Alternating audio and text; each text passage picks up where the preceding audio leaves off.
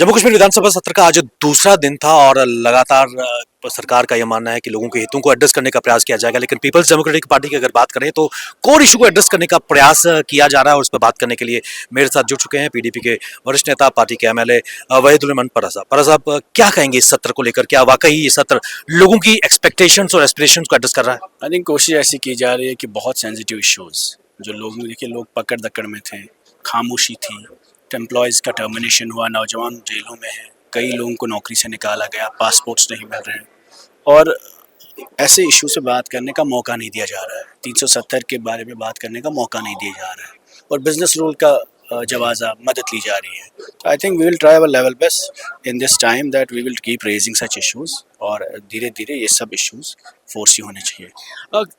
PDP की तरफ से और आपकी तरफ से लगातार यही प्रयास किया जा रहा है, चाहे 4 नवंबर को जब पहला सेशन लगा था, उसके बाद कहीं ना कहीं जो युवाओं और रिजर्वेशन की अगर बात की गई थी, कहीं ना कहीं आपने भी लीड किया था सीएम रेजिडेंस की तरफ युवाओं को लेकर।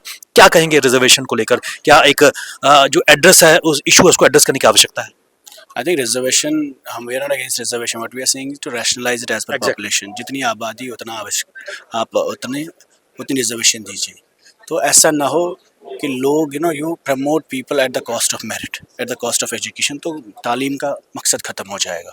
तो इंशाल्लाह हमारी उम्मीद है कि वो हमने रेजोल्यूशन भी डाला है रिजर्वेशन को रैशनलाइज करने के लिए और हमें उम्मीद है गवर्नमेंट उस पर कंसिडरेशन करेगी। Will try our level best to work on it.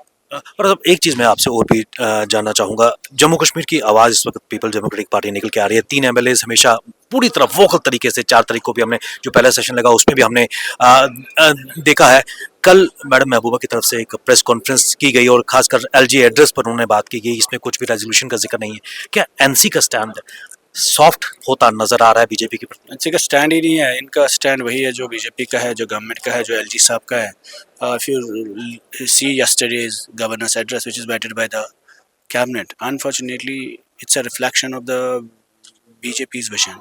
So I think governance is important, development is important, but at the same time, humanitarian aspects of Jammu and Kashmir are more important. People have faced suffocation, silence, jails, cages. नौजवान religious रहनुमा हमारे बंद हैं, religious organisation को ban किया गया है। तो उन चीज़ों पे बात हो सकती है। Good governance comes with only justice. अगर वैसे ही आपका स्टैंड है, तो अगर शेख खुर्शीद ने पहले ही दिन प्रोटेस्ट किया, वेल में आए, तो पीडीपी ने सपोर्ट क्यों नहीं किया उनके इस एफर्ट को? क्योंकि वो थोड़ा इनिशियल था और हमें पता नहीं था और जो असेंबली में बात करनी वो बाहर करने का कोई मकसद नहीं है। तो हमें लगा जो असेंबली में जब वो बात करें हम विल सपोर्ट हिम। एल्कोर मैन को लगातार एनसी की तरफ से कहा गया है कि इसको लाने वाली पीडीपी और भाजपा की कोalition सरकार थी। आरोप आप पे ही लगाया जा रहा है, क्या कहेंगे? नहीं, पिछले 40 साल से चल रहा है तब, लेकिन लिमिटेड एरियाज में था, अब बहुत स्प्रेड हुआ है, अब ड्रग्स का बहुत बड़ा अब्यूज हो रहा है। तो this is a social issue, we want them to address it, we are not doing politics on it, we are sincerely interested that it should be banned. Resolution और आर्टिकल 370 की वापसी की अगर बात करें तो पीडीपी उस पर कितना अपना स्टैंड लेके चलेगी? Clearly, we have submitted a resolution on restoration of Article 370 in clear words. It is going to come in some time, and we'll try our level best to push for it. शुक्रिया। बिल्कुल, अंत में एक चीज जानना चाहूंगा, Sajjad loan साहब ने आज 370 पर वॉकआउट किया, किस नजरिए से इसको देखते हैं? हम उनके साथ हैं, हम तो कोशिश करते हैं, जो उनने बात की उनको पूरा हक है बात रखने का और उनको मौका मिलना चाहिए।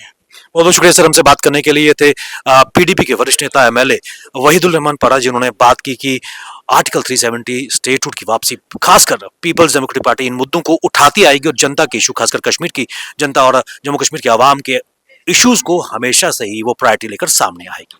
बने रहिए हमारे साथ, हमें दीजिए इजाजत, नमस्कार।